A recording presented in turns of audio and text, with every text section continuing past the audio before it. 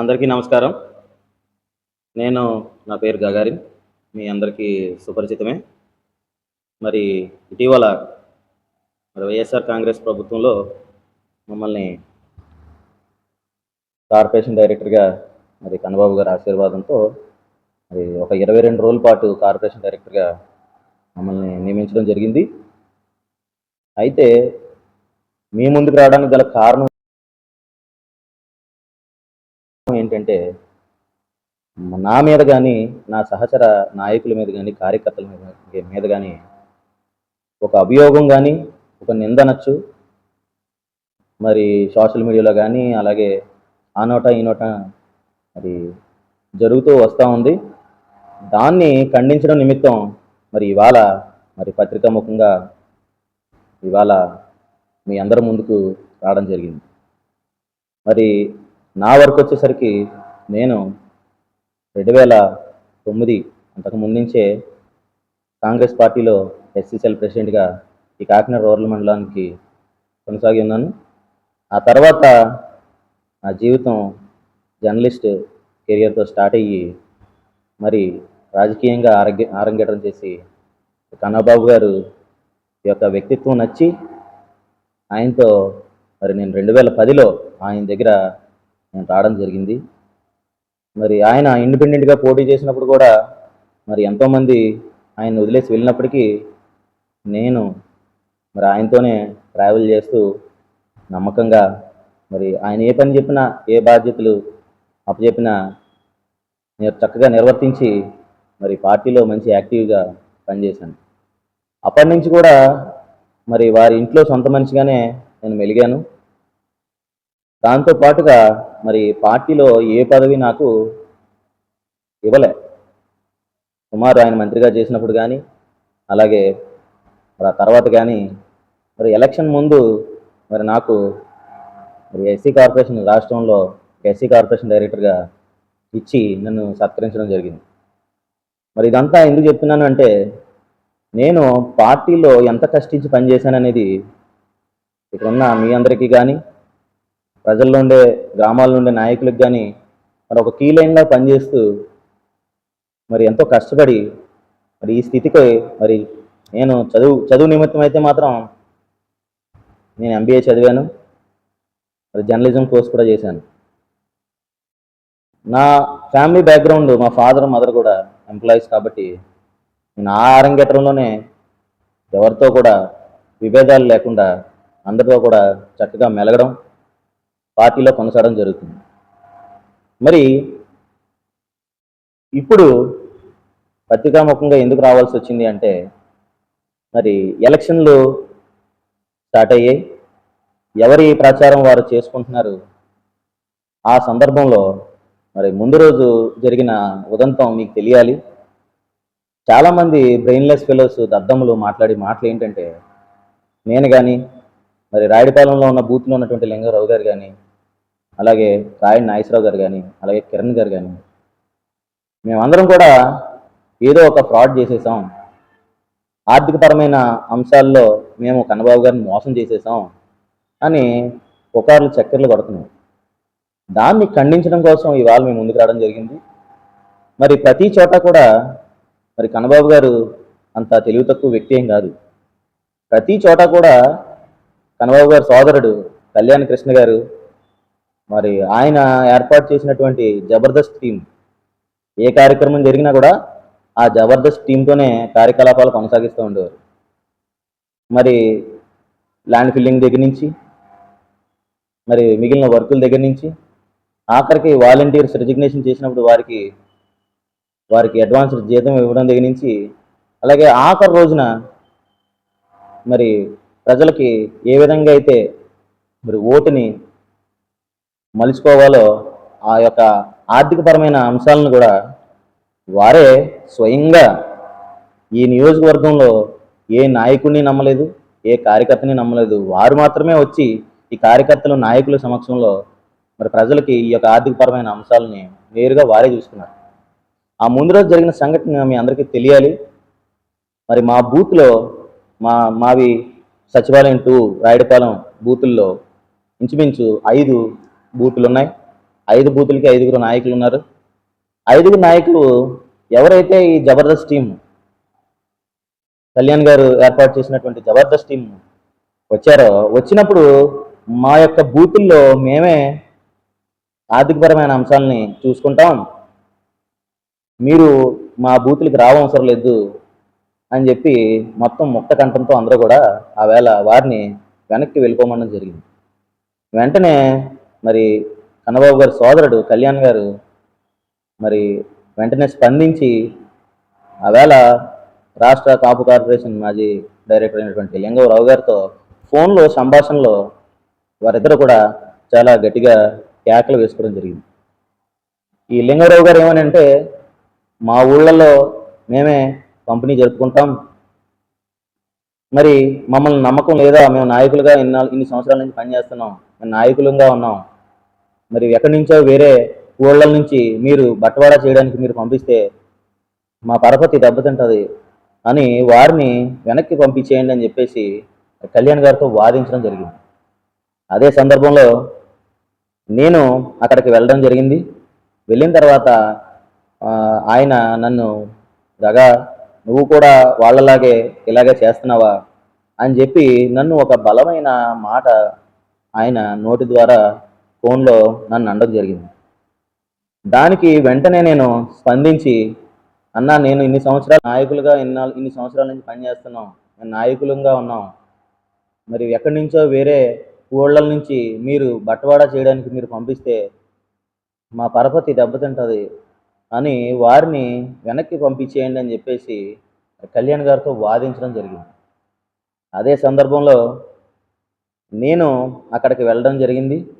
వెళ్ళిన తర్వాత ఆయన నన్ను దగా, నువ్వు కూడా వాళ్ళలాగే ఇలాగే చేస్తున్నావా అని చెప్పి నన్ను ఒక బలమైన మాట ఆయన నోటి ద్వారా ఫోన్లో నన్ను అనడం జరిగింది.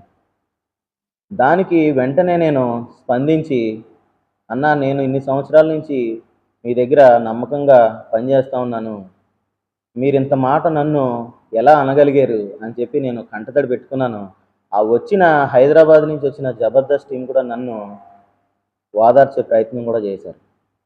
ఆ సందర్భంలో నేను ఇక నుంచి మీ కంపెనీ విషయంలో కానీ మిగిలిన విషయంలో కానీ నేను పట్టించుకోను, దయచేసి నాకు ఇన్ని సంవత్సరాలుగా మీతో ట్రావెల్ చేసినందుకు మీరు అన్న మాట నా హృదయంలో చాలా బాధ కలిగించింది, కాబట్టి నేను ఇక నుంచి ఈ కార్యక్రమం నుంచి వైదొలుగుతాను అని చెప్పేసి వెంటనే నేను మొబైల్ ఆఫ్ చేసి నేను వేరే దగ్గరికి వెళ్ళిపోవడం జరిగింది.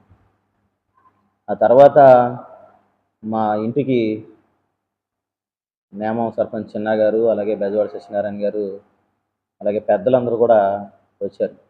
అప్పటికి నేను గృహంలో లేను.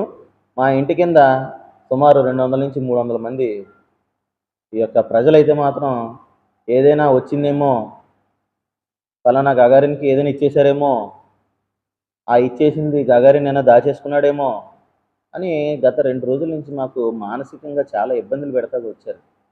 ఇదంతా కూడా ఎప్పటికప్పుడు అధిష్టానానికి తెలియజేస్తూనే ఉన్నాం. సరే, ఆ రాత్రి జరిగిన ఉదంతంలో నేను అక్కడి నుంచి వెళ్ళిపోవడం జరిగింది. ఆ తర్వాత మరి శాసనసభ్యులు వారు కన్నబాబు గారు మరి రాయుడుపాలెం ప్రాంతానికి వచ్చి మరి ఎందుకు ఇలా జరుగుతుంది అని చెప్పి అక్కడున్న నాయకులతో, అక్కడున్న బెజవాడ సత్యనారాయణ గారు, నేమం చిన్నా గారు లాంటి పెద్ద వ్యక్తులతో మాట్లాడించి, ఇది రాత్రిగాడ ఇక్కడితో ఆగిపోకూడదు, ఎట్టి పరిస్థితుల్లో ప్రజల్లోకి వెళ్ళాలి, మా టీం ద్వారా ఈ యొక్క పంపిణీ చేయండి అని చెప్పి ఆయన చెప్పి వెళ్ళిపోవడం జరిగింది. దానికి చిలవల పొలవలుగా అక్కడ ఏదో కన్నబాబు గారు వచ్చారని, అక్కడ నాయకులు ఎవరో డబ్బులు పంచట్లేదని చెప్పేసి ఆయన కోపగించారని, అక్కడి నుంచి ఆయన మా బూతుల్లో ఉన్నటువంటి నాయకుడు రాయుడు నాగేశ్వరరావు గారిని చెంపదెబ్బ కొట్టారని, ఇలాంటి రకరకాల అభియోగాలు జరుపుతూ వస్తున్నారు. ఇది చాలా దారుణం. ఇంకొక విషయం ఏంటంటే, అక్కడి నుంచి కన్నబాబు గారి దగ్గర ఉన్నటువంటి బాలాజీ గారు నాకు నిరంతరం స్నేహపూర్వకంగా ఎక్కువగా మెలిగే వ్యక్తి. ఆ వ్యక్తి ద్వారా నన్ను కన్నబాబు గారి దగ్గరికి ఆ రాత్రి టైంలో తీసుకుని వెళ్ళారు. ఒకటే ఒకటి మాట అన్నారు కన్నబాబు గారు, గగారిన్, కళ్యాణ్ ఏదో ప్రెజర్లో ఉండి నిన్ను ఆ మాట బలమైన మాట అని ఉండొచ్చు. అది నిన్ను కాదు. దయచేసి మనం ఇంతకాలం నుంచి మన స్నేహం పాడవుతుంది. దయచేసి ఏదైతే కార్యక్రమం ముందుందో ఆ కార్యక్రమం నువ్వు దగ్గరుండి ఆ పంపిణీ కార్యక్రమం దగ్గరుండి చేయాల్సిందిగా ఆయన రిక్వెస్ట్ చేశారు. నిజానికి నా కళ్ళల్లో నీళ్లు ఆ టైంకి. ఆయన మాట్లాడుతుంటుంటే ఆయన కూడా చాలా స్ట్రెయిన్ అయిపోయి ఎలక్షన్ టెన్షన్‌తో ఉన్నాడాయన. ఆ టైంలో నేను నన్ను ఇలాగన్నారు అని అనేటప్పటికి అదే టైంలో అక్కడికి వచ్చినటువంటి సోదరుడు కళ్యాణ్ గారు వారు కూడా వచ్చి "గగా నేనేదో ఆవేశంలో అన్నాను. దయచేసి నన్ను క్షమించు" అని చెప్పి అన్న తర్వాత మాత్రమే నేను వెమ్మటే బయలుదేరి అక్కడ ఎవరైతే జబర్దస్త్ టీమ్ ఉన్నారో వారే ప్రతి బూత్‌లోకి వచ్చారు. ప్రతి కార్యక్రమాన్ని వాళ్ళే స్వయంగా చేశారు. నేనేంటి ప్రతి నియోజకవర్గంలో ప్రతి గ్రామంలో కూడా నేరుగా వారే వచ్చారు. వారే కార్యక్రమం జరుపుకున్నారు. వారే పంపిణీ చేసుకున్నారు. మరి మమ్మల్ని కార్యకర్తలని గానీ, లీడర్‌లని గానీ ఎలా నిందిస్తారు?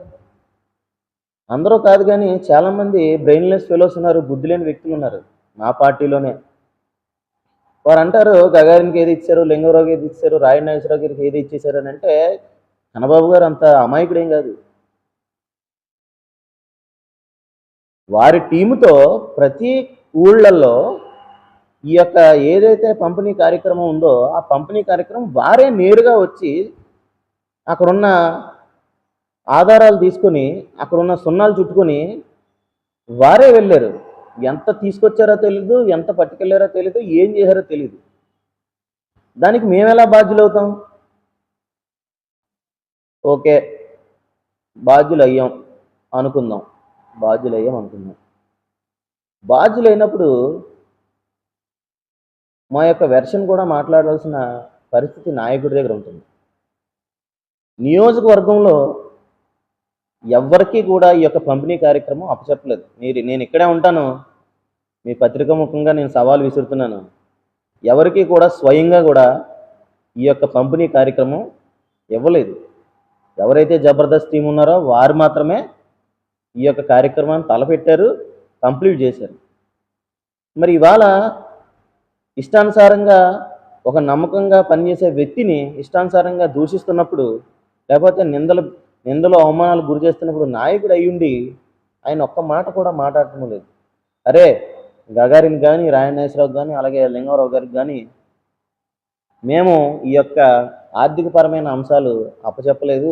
మా యొక్క టీం మాత్రమే ఈ యొక్క కార్యక్రమం పనిచేసింది కానీ ఒక్క మాట కూడా ఆయన అనడం లేదు. మమ్మల్ని చాలా దోషులుగా చిత్రీకరించే ప్రయత్నం చేస్తున్నారు. ఇన్నాళ్ళు నమ్ముకున్నందుకు నమ్మి మీ వెంటే కష్టాల్లో నష్టాల్లో నడిచినప్పుడు ఇలాంటి మాట ఎవరైనా అన్నప్పుడు ఒక వ్యక్తిగా, ఒక నాయకుడైన వ్యక్తిగా మీరు ఖండించాల్సింది పోయి చోద్యం చూస్తున్నారంటే, అంటే మా మీద గుడ్డ కాల్చి మొహం మీద వేసేసి మీరందరూ చోద్యం చూస్తున్నారు అని అంటే అది చాలా హాస్యాస్పదంగా ఉంది. మా క్యారెక్టర్ని ఎందుకు ఇన్నాళ్ళు నమ్ముకున్నందుకు నమ్మి మీ వెంటే కష్టాల్లో నష్టాల్లో నడిచినప్పుడు ఇలాంటి మాట ఎవరైనా అన్నప్పుడు ఒక వ్యక్తిగా, ఒక నాయకుడైన వ్యక్తిగా మీరు ఖండించాల్సింది పోయి చోద్యం చూస్తున్నారంటే, అంటే మా మీద గుడ్డ కాల్చి మొహం మీద వేసేసి మీరందరూ చోద్యం చూస్తున్నారు అని అంటే అది చాలా హాస్యాస్పదంగా ఉంది. మా క్యారెక్టర్ని ఎందుకు దిగజార్చే విధంగా ఎవరైనా మాట్లాడుతున్నప్పుడు మీ దగ్గర మీరు ఎందుకు ఖండించట్లేదు? మీరు మాకేమన్నా అప్పచెప్పారా? ఆర్థికపరమైన అంశాల్లో మాకేమన్నా అప్పచెప్పారా మీరు? మీ తమ్ముడు గారు ఏర్పాటు చేసినటువంటి సైన్యం, మీ తమ్ముడు గారు ఏర్పాటు చేసినటువంటి జబర్దస్త్ టీమే వచ్చి మరి వారే ఈ యొక్క కార్యక్రమం తలపెట్టలేదా? ఏ ఊరు వెళ్ళినా సరే వారే ఉంటారు. ఉదాహరణకి జడ్పీటీసీ గారు నురుకుతు రామకృష్ణ గారు ఉన్న వారి ఊర్లో కూడా ఇలాగే జరిగింది. ఇంద్రపాలెం కేశాల శ్రేణి గారు అన్న వారి ఊర్లోనే ఇలాగే జరిగింది. తూరంగి ఉన్నారు, తూరంగి ప్రసన్న గారు వారి ఊర్లోనే ఇలాగే జరిగింది. ఏ ఊరు ఆ ఊరు ఈ ఊరు అని కాదు, ఏ ఊళ్ళో అయినా సరే ఆ సంబంధిత నాయకుడు కానీ ఆ యొక్క లీడర్కి కానీ ఈ యొక్క ఆర్థికపరమైన అంశాలు అప్పచెప్పలేదు ఆయన.